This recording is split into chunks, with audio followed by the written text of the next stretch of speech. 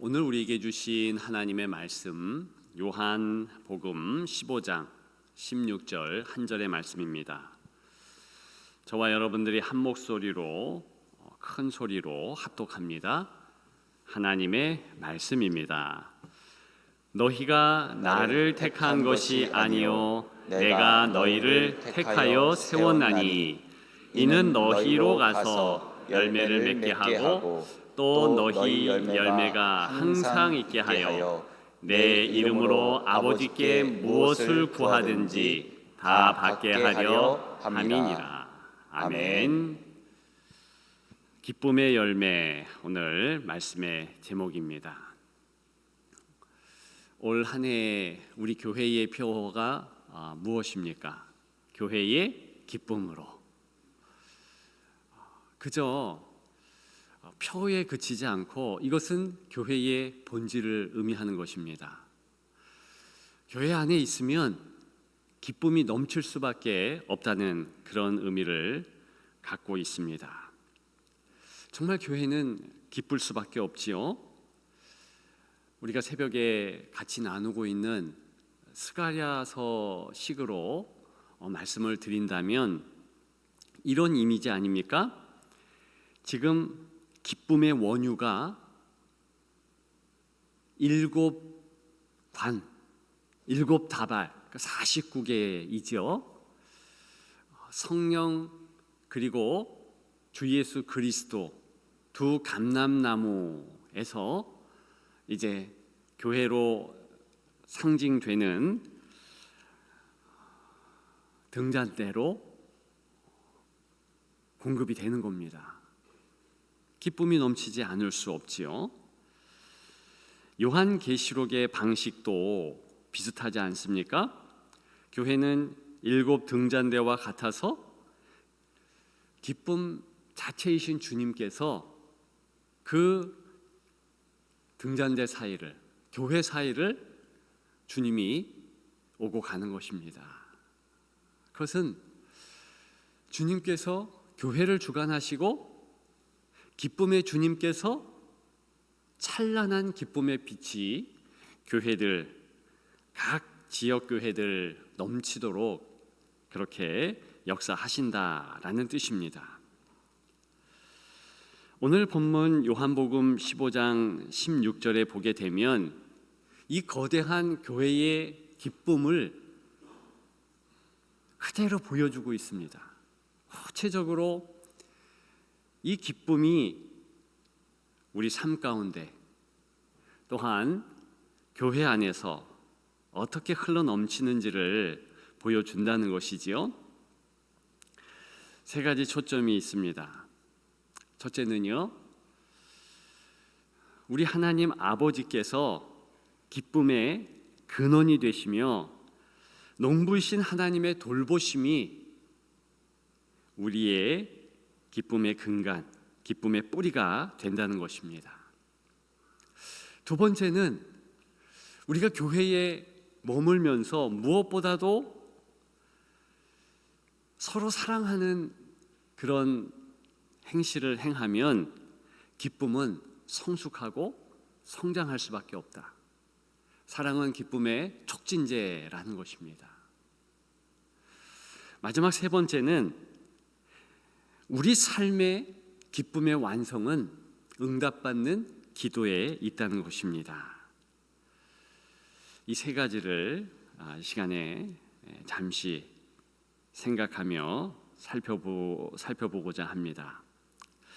첫째, 기쁨의 근원, 농부이신 하나님 아버지의 돌보심이다. 오늘 본문 한 번 더 주목하십시다. 너희가 나를 택한 것이 아니요 내가 너희를 택하여 세웠나니 라는 선언으로 시작되고 있습니다. 우리의 기쁨은 우리가 무언가를 이루었고 우리가 어떤 행실을 했고 여기에 있지 않다라는 것입니다. 특별히 오늘 본문은 농부이신 하나님 아버지의 구체적인 모습이 부각이 됩니다. 우리가 요한복음 15장 16절을 읽었는데요. 1절과 2절을 보면 이렇게 기록하고 있습니다. 나는 참 포도나무요. 주님의 말씀입니다. 예수 그리스도의 말씀이지요. 내 아버지는 농부라.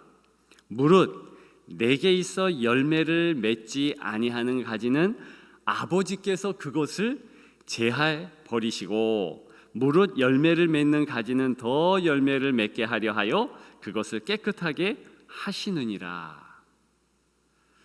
분명히 말씀하고 있습니다. 내 아버지께서 농부라. 그렇다면 교회는 포도 농장과 같습니다. 아버지 하나님께서 직접 관리하신다는 것입니다. 돌보심의 두 가지 모습이 있지요. 제거해 버리신다, 깨끗게 한다. 그렇게 2절에 나오고 있습니다. 근데 실제 이스라엘 중동의 그런 지형을 잘 아는 성경학자들은 특별히 제거해 버리신다, 깨끗게 하신다, 요 해석을 좀 세밀하게 구체적으로 합니다. 그냥 없애버린다 이런 뜻이 아니에요. 아이로라는 제거해 버리신다라는 헬란 말의 1차적인 뜻은요, 이렇게 들어 올린다는 뜻입니다. 리프트 한다는 뜻이에요. 그게 맞는 것은 이제 이스라엘 산지에는 너나 할 것 없이 누구나 이제 포도 농사를 합니다. 그곳에 가보면 1차적으로 농부된 이들이요, 반드시 아침에 해가 뜨기 전에 어떤 행동을 하냐면, 이제 포도 농장에 가서 이제 가지가 쭉 늘어진, 바람 때문에 여러 원인 때문에 가지가 땅에 이제 늘어진 그런 것들을 이제 농부는 가지를 들어서 지지대에 묶거나 올린다 하지요.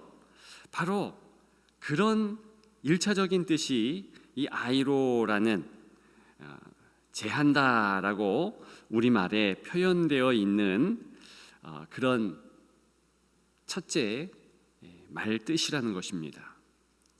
물론 제하여 버린다라는 것도 좋은 표현이며 해석임에 분명하지만, 좀 더 세밀한 표현 들어 올리고 계속 관리해 준다, 그런 면에서 이제 제한다는 광의의 의미가 있는 것이지요. 그러니까 주께서 우리를 돌봐주신다라는 귀한 이미지 아닙니까? 또 하나 2절 하반절에 깨끗하게 하시느니라, 이것은 장가지를 쳐주는 실제적인 농부의 모습입니다.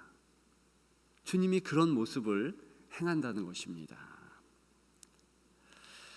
출애굽기 15장에 보게 되면 하나님의 이러한 모습을 한 번 더 생각해 볼 수 있는 좋은 이미지가 있습니다. 아말렉과의 무비딤에서의 전투를 우리는 잘 압니다. 그 전투 가운데 이제 모세는 아론과 훌이 받쳐줌으로 손을 높이 올려서 기도하지 않습니까? 손이 내려오지 않을 동안에 이제 여호수아가 이끄는 이스라엘 군대는 승리합니다. 근데 손이 쳐지면 이스라엘 군대는 싸움에서 밀리게 된다는 것입니다. 그래서 손을 드는 아론과 훌이 도와줌으로 그렇게 지탱하는 모습을 보이는데요, 바로 그 모습에서 에무나, 그 손을 들어 올렸다, 믿음을 지킨다, 견딘다, 그런 이미지가 나오고 그게 바로 믿음의 모습이고, 구약에서 믿음하면 그렇게 견디고 지탱하는 모습입니다. 근데 여러분 아십니까? 그 모습을 가장 먼저 누가 보여주셨는가? 하나님 아버지이시라는 겁니다. 오늘 본문에도 농부로서 그 가지를 한 번만이 아니라 매일 아침마다, 아니 매일매일 들고 계신 그 모습, 그것이 실제로 구약에서 얘기하는, 그리고 오늘 본문 신약에서도 말하고 있는 아버지의 모습이라는 것입니다. 그것이 믿음을 우리에게 요구하시는 하나님 아버지의 참된 모습이시지요. 농부로서 붙잡아 주시는 거예요. 그리고서 언제나 우리를 섭리해 주시고 가장 아름다운 모습으로 인도해 주시는 그런 하나님 아버지, 농부로서의 아버지의 모습이라는 것입니다. 그래서 오늘 본문은 너희가 나를 택한 것이 아니에요, 내가 너희를 택하여 세웠나니, 이렇게 말해주고 있습니다. 이것이 우리의 기쁨의 근본입니다. 하나님 아버지께서 우리를 붙잡아 주신다. 절대로 변함이 없으신 분이다. 존 뉴턴이라는 분을 여러분들 아시지요? 나 같은 죄인 살리신 그 은혜 놀라와, 그 찬양을 작사 작곡한 이 아닙니까? 노회상이었어요. 근데 그의 일대기를 보면 참 변화무쌍하더라고요.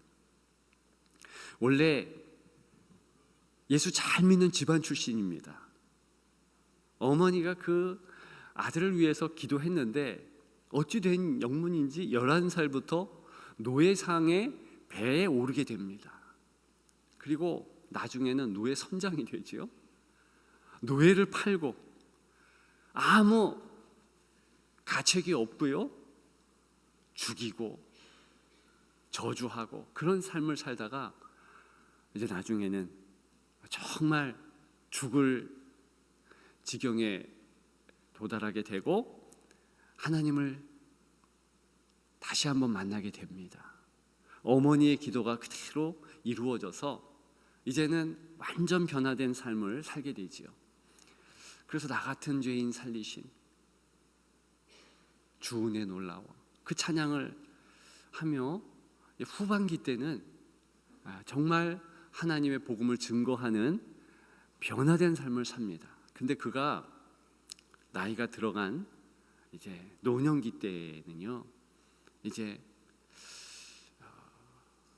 뭐 치매라고 진단은 받지 않았지만 과거 배를 타는 그런 것 때문에 그랬는지 하여간 심각한 이런 기억 상실증에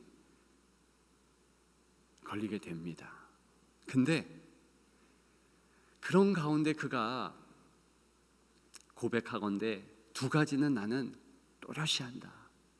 한 가지는 하나님의 너무나 무한한 사랑을 나는 알고, 나머지 한 가지는 나 또한 너무나 하나님 앞에 죄인임을 안다. 절대로 잊을 수 없는 이 두 가지, 그렇게 고백을 했습니다. 우리가 잊지 말아야 될 거, 어떤 상황이든지 반드시 기억해야 될 거, 하나님의 엄청난 은혜가 우리에게 있다는 것입니다. 은혜라는 단어가 카리스, 헬란 말이지요. 근데 어떤 말에서 나왔는가? 카라라는 기쁨이라는 말에서 나온 것입니다. 계속 우리가 몇 주 동안 하나님의 은혜를 묵상해 보았는데, 그러니까 은혜와 기쁨은 사실 같은 말입니다. 반드시 하나님의 은혜를 받은 자는 기쁨이 넘치고, 하나님의 기쁨이 가득한 자는 은혜가 어떠한 것을 아는 것입니다. 오늘 우리 기쁨의 근원이 무엇이라 했습니까? 농부이신 하나님의 돌보심이에요. 마치 모세가 손을 들어서 이스라엘 백성들의 승리를 기원하고 기도했듯이 우리 하나님께서 저와 여러분들의 인생 승리를 위하여서, 영원한 승리를 위하여서 그렇게 붙잡아 주시고 인도해 주시고 손 내려놓지 않는 에므나의 그 모습을 먼저 보여주신다는 것입니다. 기억하는 여러분들 되시기를 주님의 이름으로 축복합니다. 두 번째 기억할 것, 기쁨의 성숙과 성장은 바로 서로 사랑하는 삶에서 비록되는 것이지요. 오늘 본문 이제 중심을 보게 되면 이는 너희로 가서 열매를 맺게 하고 또 너희 열매가 항상 있게 하여 이렇게 말하고 있습니다. 즉 가서 열매를 맺게 하고 라는 명령이 있습니다.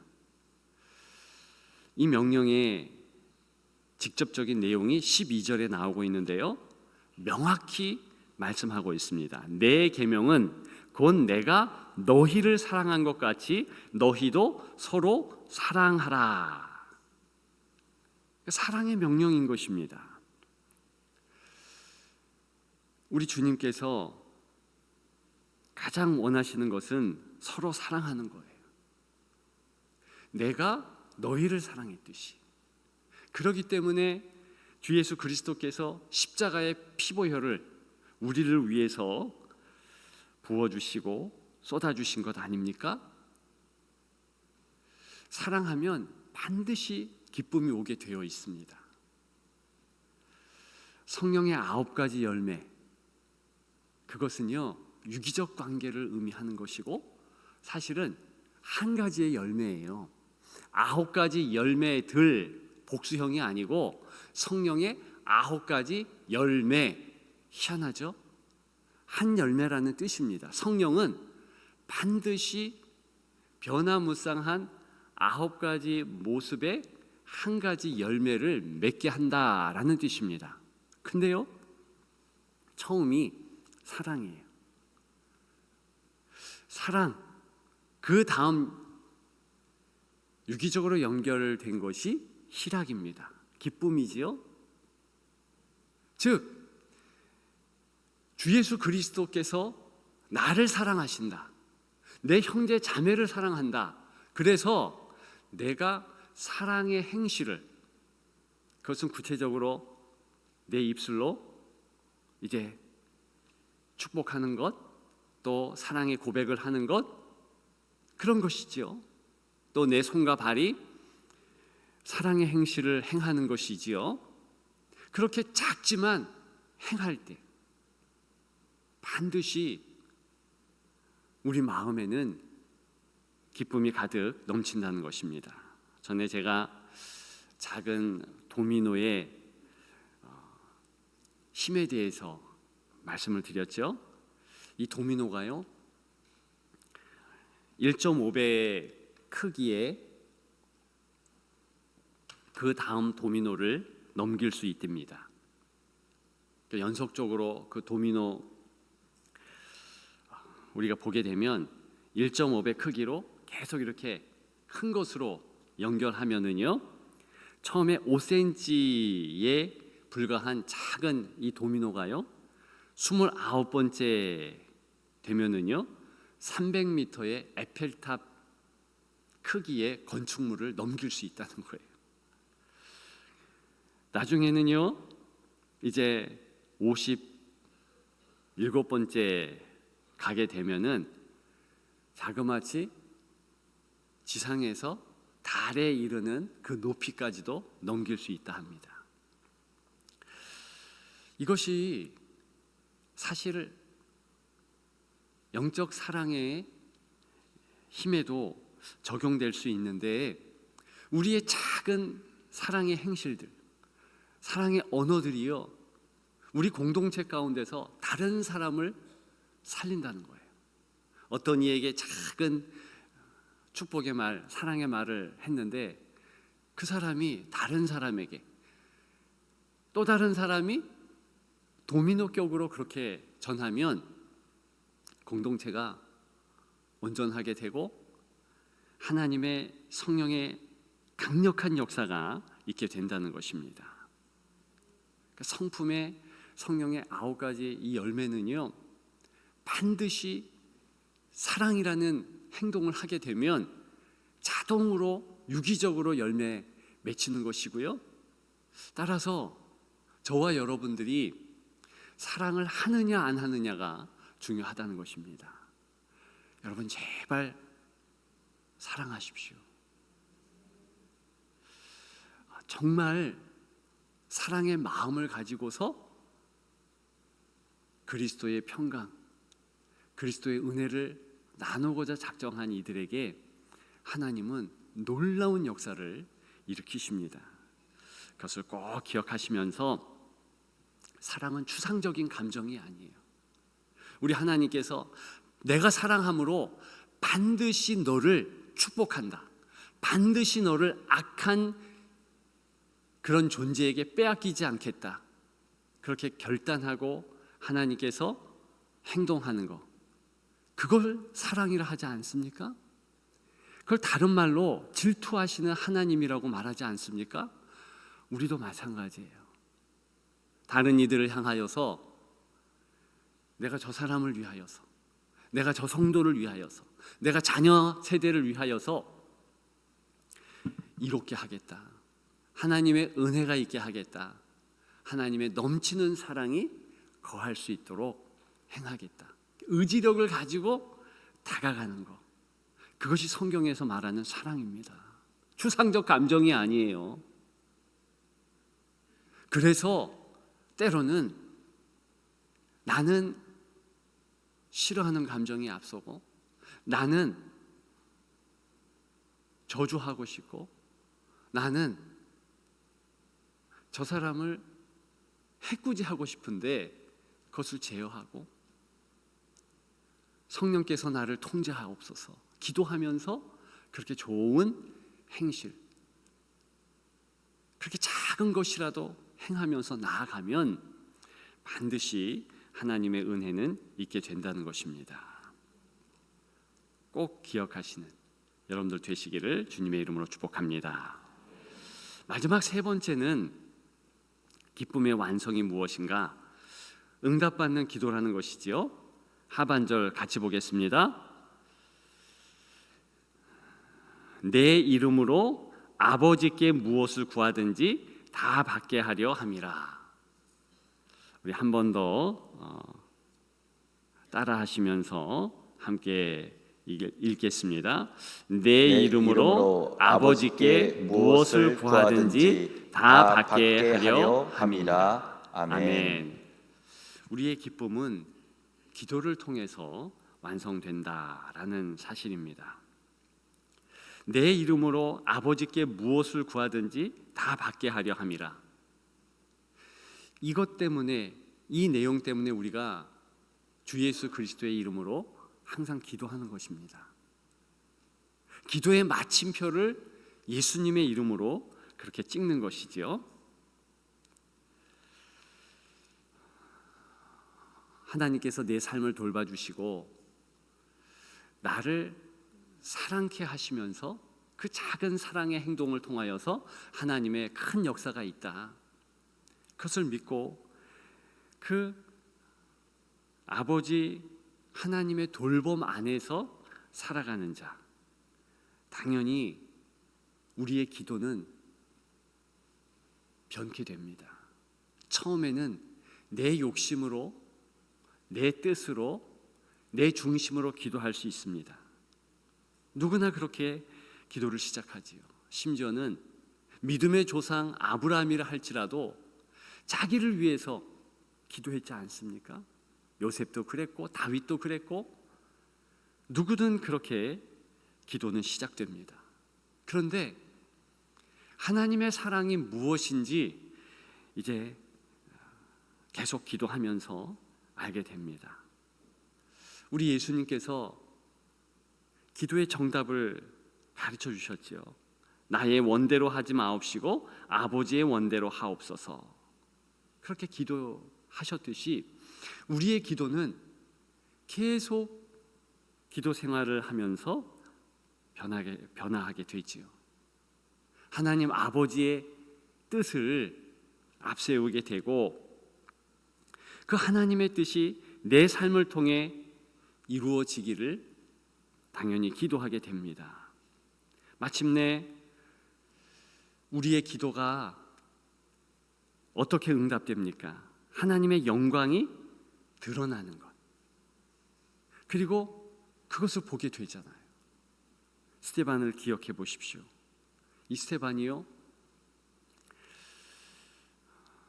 나중에 주 예수 그리스도의 얼굴을 보면서 그분을 바라보며 계속 기도했더니 이제 주변에서 스데반을 죽이려는 이들이 돌을 던지잖아요. 그럼에도 불구하고 주님을 목도하며 계속 기도했더니 그의 기도가 예수님을 닮아가지 않습니까? 저들의 죄를 사하여 주옵소서. 그 기도가 바로 자신의 원대로 하는 기도가 아니라 아버지의 원대로, 아버지의 뜻대로 하는 그런 기도의 모습 아닙니까? 우리가 계속 기도할 때 그렇게 된다는 것입니다. 우리가 원해서가 아니라 우리 안에 계신 주 예수 그리스도께서 그렇게 되기를 원하시기 때문에 당연히 우리의 기도는 그렇게 변한다는 것이지요.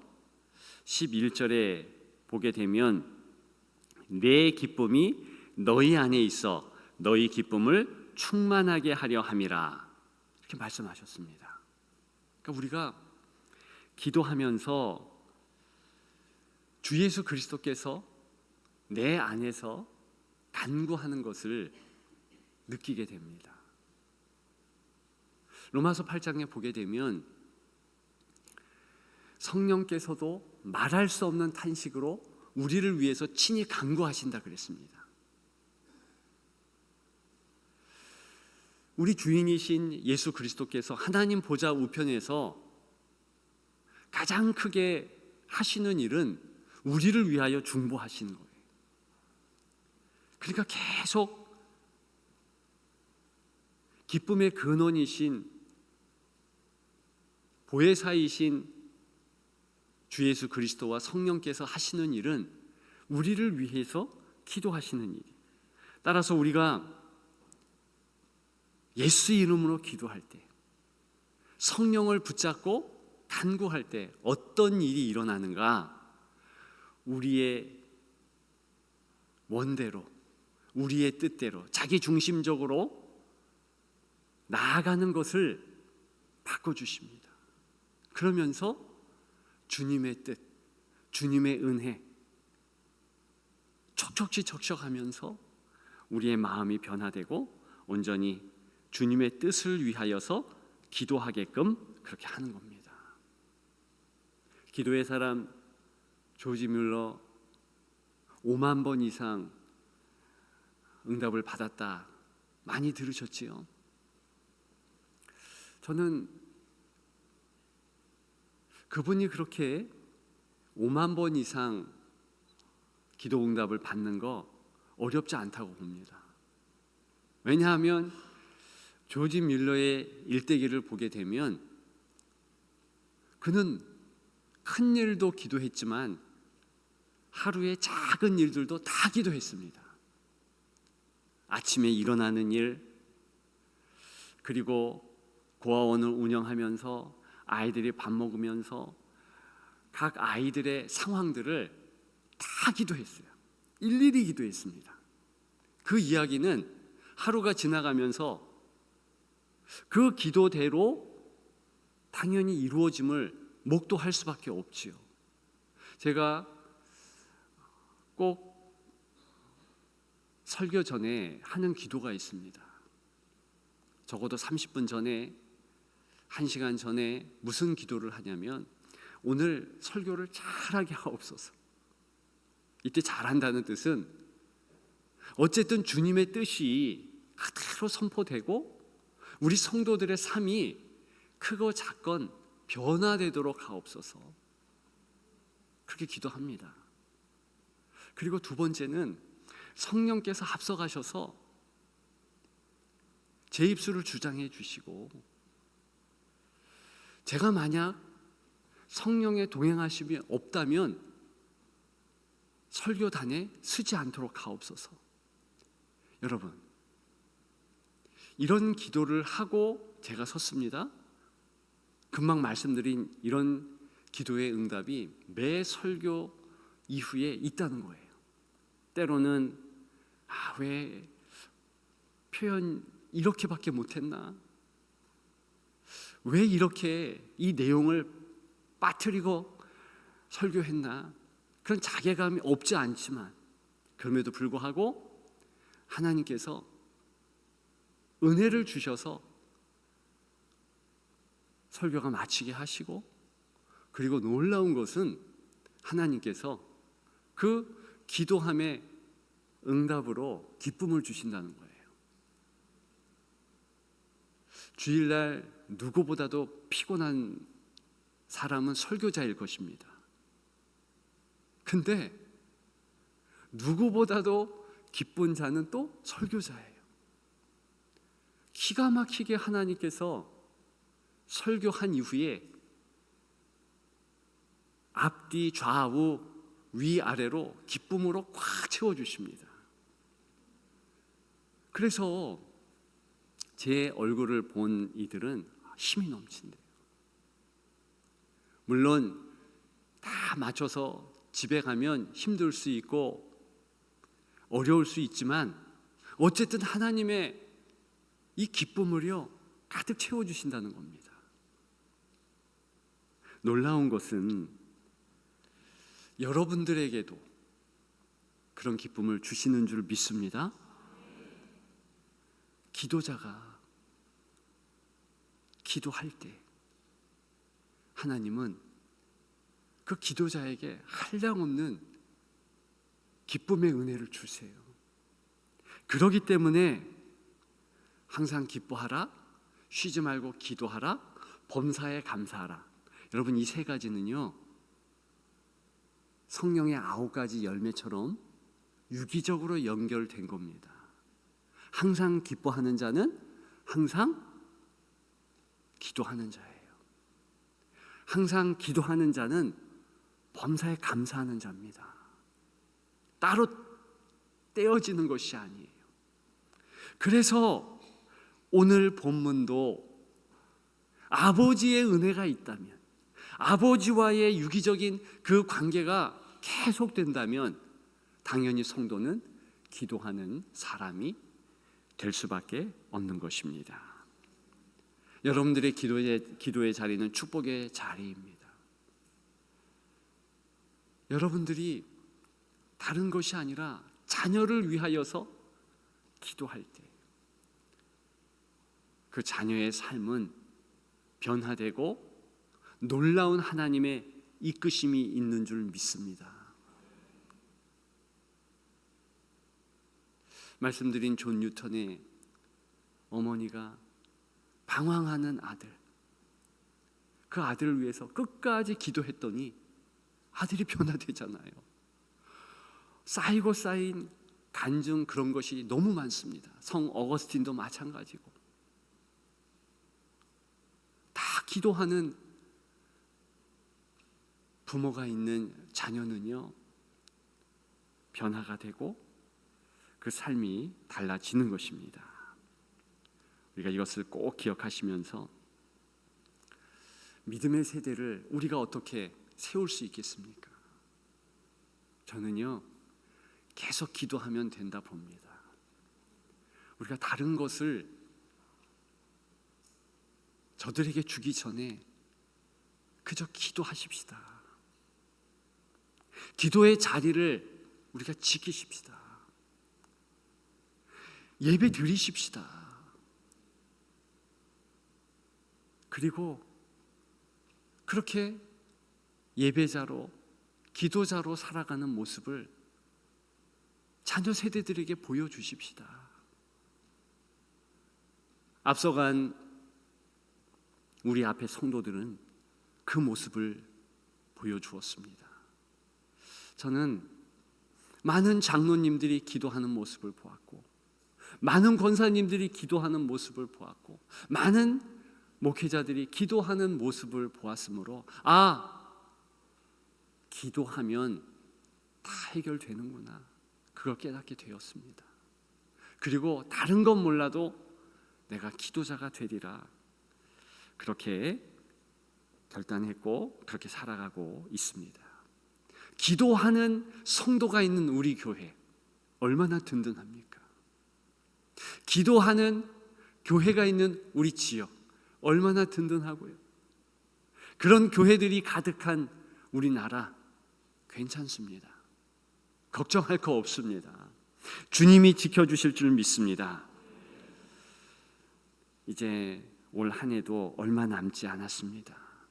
교회의 기쁨으로, 여러분들에게는 교회의 기쁨이 어떤 것이라 체험됩니까? 얼만큼 올 한 해 체험하고 살아왔습니까? 얼마 남지 않았습니다. 우리 체험하십시다. 이 교회 안에 머물면 하나님의 기쁨이 약속된 겁니다. 아무쪼록 기억하시면서 기쁨의 열매를 맺는 여러분들 되시기를 주님의 이름으로 축복합니다. 축복합니다.